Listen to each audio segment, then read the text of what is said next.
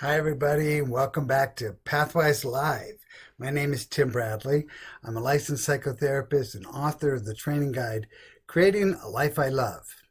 I'll be your host today as we talk about created and interfering behavior analysis. An interfering and created behavior analysis. It is what it is, and it can also be different.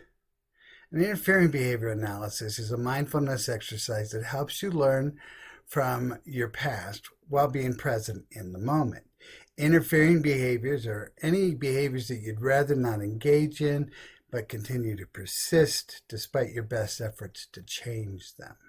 An interfering behavior analysis is a practical way of getting conscious or mindful of your thoughts, emotions, behaviors, and that habitually occur in a specific setting and a moment in time, and they interfere with loving your life.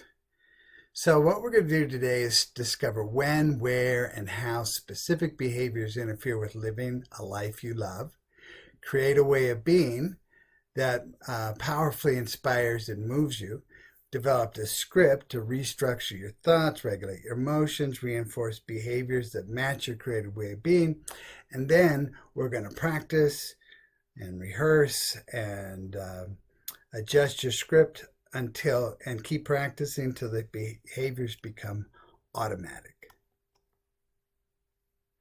So let's start by, I want you to choose a behavior that interferes with loving your life. Focus on a time that you had this behavior and see it happening from beginning to end like a video. Then make 5 columns. Now, how you make these columns is up to you. There's no magic to us. We're just wanting to break your brain or your memory cluster into 5 different parts. Remember, if you break up what happened, the story that it creates loses its power, and you have more observation and more opportunity, more possibilities to do something different.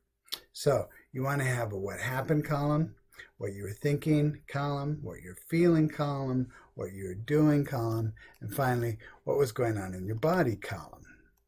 So it's important that you do this exercise, like all the exercises, without judgment.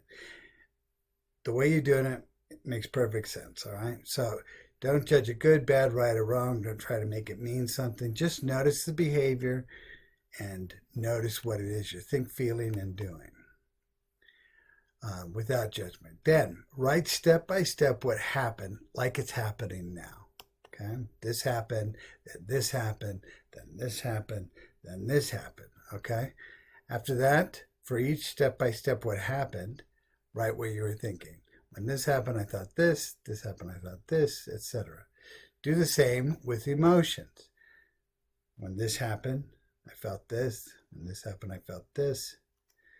Then do the same with actual behaviors, what you did, what you said, with your body for each thing that happened. And then write any body sensations you might have, like tightness in your chest or clenched teeth or fists, whatever, for each thing that happened. Now, when you're all done with this exercise, do a subjective unit of disturbance. Subjective means it's whatever number you come up with is the right number, right? So on a scale of 0 to 10, where 0 is no disturbance or neutral and 10 is the highest disturbance you can imagine, how disturbing does memory of this behavior feel to you now? And then as a result of this behavior, do you have a negative belief about yourself? Be honest. Is there I am, and do you call yourself something that's judgmental? What's a negative belief?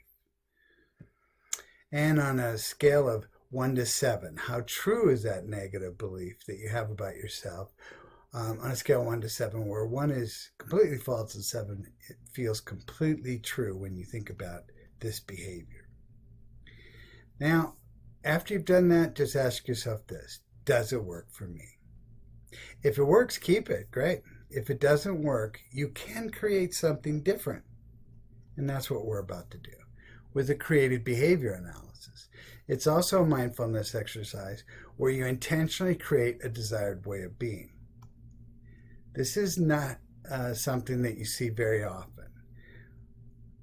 And it's very powerful because what we're going to do is create new neural associations and then strengthen them through practice until they become the chosen pathway of your brain rather than your old habit. So we start with creating yourself as a possibility. You know who you are is whoever you create yourself to be. If you've never believed that, if you've never understood that, then who you are is whoever everybody's told you or whatever your brain's come up with about who you are. That is not who you are. That's just your brain's best interpretation based on what everybody has said. So now you can consciously, with awareness, create who you are. So create yourself right now as a possibility rather than an expectation. You know, if you expect yourself to be a certain way and it doesn't happen, you get disappointed. If you create yourself as a possibility and it doesn't happen, hey, it's still possible. So create a way of being that inspires, moves, motivates, and excites you to your very core. Here's the great news. You can create whoever you want to be, however you want to be, and you're the one in charge of creating it. Complete the sentence. Right now, I'm the possibility of blank. So whatever you create, possibility of love, possibility of peace, possibility of happiness, the possibility of whatever you create, put it down. Right now, I'm the possibility of a loving father or brother or sister or mother or whatever. You create it. Whatever you create right now in the possibility. Now take the same interfering behavior that you worked on that you want to be different, right? So we have the same 5 columns. You're going to make the same kind of 5 columns. And you're going to write the same step-by-step thing that happened. Because remember, we're writing over this experience. So you're right. You never change a habit. You create one that is that's stronger, really. So what we're doing is creating a stronger habit over the old habit. It takes time. It doesn't happen magically like that. With practice, though, it does become a stronger neural pathway than your old habit. So now, with everything that happened, as the person you create, write your thoughts during each step. Your thoughts that you create as the person that you create yourself to be. So make sure that the thoughts match the person you.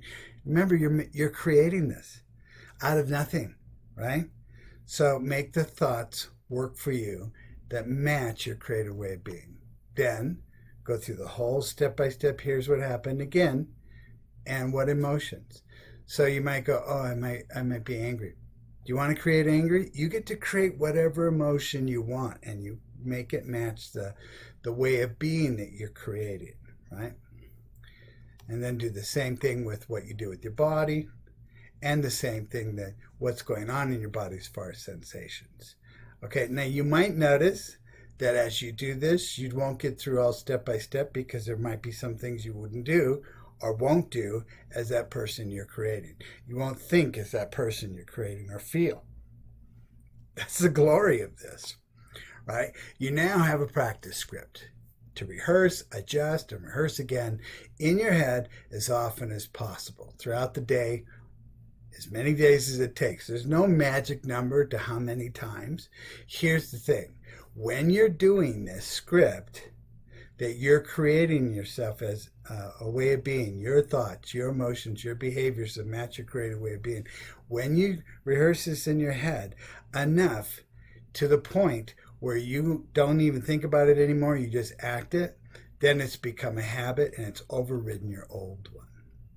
So you can find specially designed forms for the interfering and creative behavioral analysis and more detailed instructions in my book on my website, or you can find them in my videos. My videos will take you step by step through the process of evidence-based skills and exercises that help you create a life you love.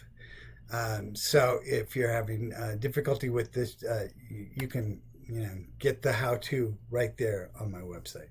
So please check out the links to my website, products and services, appointment calendars. If there's some kind of interfering behavior or disturbing memory that's been plaguing you, that's why I'm here. Give me a call. Go on and check the calendar, and all you got to do is you see a time slot. Doesn't mean you're signing up or paying for anything. It just means you're reaching out to me, or you can email me or at tim@pathwaysproductions.com. So any questions? I am looking to see. I never know how to do this, but I don't see anybody on, and you might be on and I'm just not seeing you because I haven't figured this out yet. So we're going to just keep moving. Next on Pathways Live is how to restructure your thoughts. Have you thought about that? Every thought is connected to an emotion. So you want to consider, what is your thought constructs? What are the thoughts in your head moving you to feel? Every emotion has a thought. Every emotion has a behavior, and back and forth. So those three, thoughts, emotions, and behaviors, are all connected. So next week we're going to talk about how to restructure. It's the easiest thing to do. Your thoughts are the easiest thing to restructure. So I want to thank you for watching, and have a great day.